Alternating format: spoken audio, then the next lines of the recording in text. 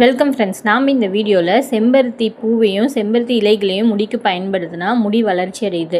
செம்பருத்தி பூலையும் செம்பருத்தி இலையிலையும் அப்படி என்ன இருக்குது, எதனால் முடி வளர்ச்சி அடையுது அப்படிங்கிறத பற்றி நம்ம இந்த வீடியோவில் பார்க்கலாம். முடி 90% கெரட்டின்கிற புரோட்டீன் புரதத்தால் ஆனது. அந்த புரோட்டீன் எதனால் ஆனதுன்னா அமினோ ஆசிட்ஸால் ஆனது. ஒவ்வொரு அமினோ ஆசிடும் ஜாயின் ஆகி ஒரு செயினாக உருவாகும். அது நேரான செயினாகவும் இருக்கும், அப்படி இல்லைன்னா சுருண்டிருக்க செயின் மாதிரியும் இருக்கும்.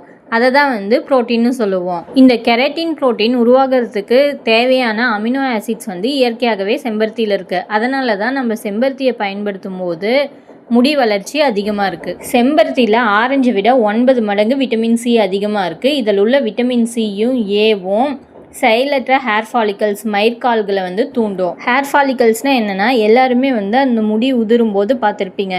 முடியோட அடிப்பகுதியில் வெள்ளை கலரில் சின்ன டியூப் மாதிரி இருக்கும். அதுதான் ஹேர் ஃபாலிக்கல்ஸ். இந்த ஹேர் ஃபாலிக்கல்ஸ்லேருந்து தான் புது முடி உருவாகும். இந்த விட்டமின் ஏவும் விட்டமின் சியும் செயலற்ற ஹேர் ஃபாலிக்கல்ஸை தூண்டி புதிய முடியை வளர வைக்கும். மேலும் இது உச்சந்தலையில் இரத்த ஓட்டத்தை தூண்டி தேவையான ஊட்டச்சத்துக்களை நேரடியாக முடி வேருக்கு கொண்டு சேர்க்கும். இதனால் முடி திக்காக ஸ்ட்ராங்காக வளரும். செம்பருத்தி இலைகளில் வளவளப்பான ஜெல்லி மாதிரி ஒரு சப்ஸ்டன்ஸ் இருக்குது. அதை தான் மியூஸ்லேஜ்னு சொல்லுவாங்க.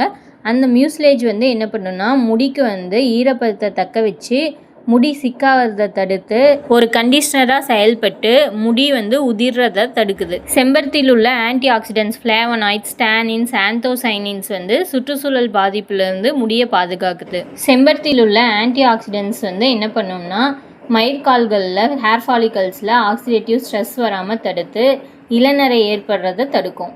நன்றி.